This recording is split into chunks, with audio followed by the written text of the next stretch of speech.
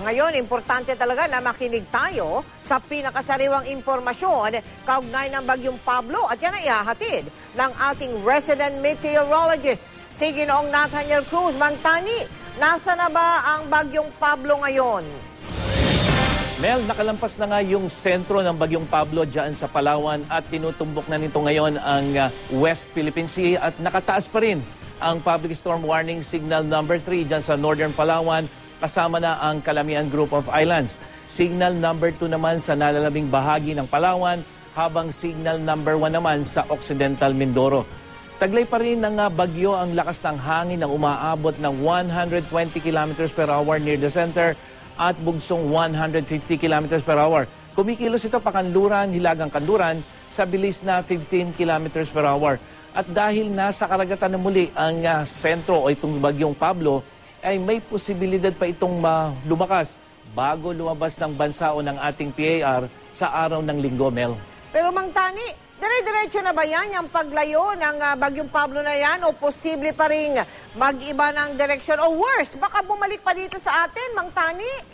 Yes, Mel. Ayon sa National Center for Atmospheric Research ng Amerika, ay meron pa rin ilang numerical models. Ito yung mga ginagamit ng forecaster para makita kung saan posibleng pumunta yung bagyo, ay nagpapakita na posibleng bumalik yung Bagyong Pablo at maglandfall dito sa Luzon. Ito yung mga guhit na yan, Mel. Makikita mo na mula dito sa Palawan ay pupunta sa norte at babalik. Pwedeng dito sa Northern Luzon. Yung isa naman ay malapit sa Central Luzon. Pero merong mga ibang model, itong mga ibang linya na dumidiretso papunta sa Vietnam. At isang nakikitang dahilan kung bakit itong bagyo ay hindi diretso pansamantala sa Vietnam ay dahil sa paghina nitong subtropical ridge. Ito kasi yung mas malaking weather system, Mel, na humaharang dito sa bagyo para tumungo dito yung guhit na yan papunta ng northeast. Pero dahil posibleng humina ito, makakakita ng parang lagusan itong bagyo para nga posibleng ito ay pumunta dito sa may Northern Luzon o ika nga dito sa may Central Luzon imbis na dumiretso. At pero sa ngayon, Mel, mababa yung posibilidad nitong mangyari, no? At yun ang ating babantayan. At bago naman maglandfall, nakuna ng International Space Station ng itsura sa kalawakan ng Bagyong Pablo. Kuha naman ito ng Terra satellite ng National Aeronautics and Space Administration o NASA ng Amerika. Yan ay noong December 2, bago tumama itong bagyong si Pablo. Makikita kung gaano kalawak yung sakop ng Bagyong Pablo. At makikita natin dito yung kaulapan ng bagyo bago tumama dito sa Davao Oriental. At sa wind map naman ng Weather Central, makikita natin yung interaction ng Bagyong Pablo. Ito yung sirkulasyon niya dito sa ibang weather system sa ating bansa. At ito nga yung lumalakas na hanging amihan.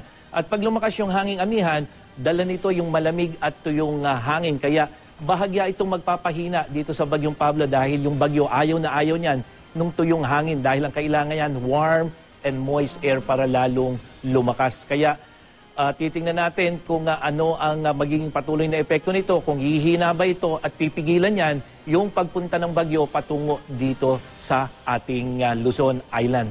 Pero posible pa rin magkaroon ng malalakas na alon, Mel, lalong-lalo na dito sa Palawan. Ito yung sentro ng bagyo, malalakas pa rin po yung alon dyan, matataas pa rin ang alon dito sa baybayin ng Luzon, kaya inaalerto po yung mga naninirahan sa coastal areas, maging yung mga nagbabalak pumalaot o bumiyahe sa dagat na ipagpaliban po ninyo yung pagpalaot kahit papalayo na yung bagyo. At para sa karagdagang update sa ulat panahon, pwede nyo rin pong bisitahin ang GMA News weather page. Ako po si Nathaniel Cruz para sa I Am Ready, serbisyong totoo ng GMA News. Maraming salamat sa iyo, Mang Tani.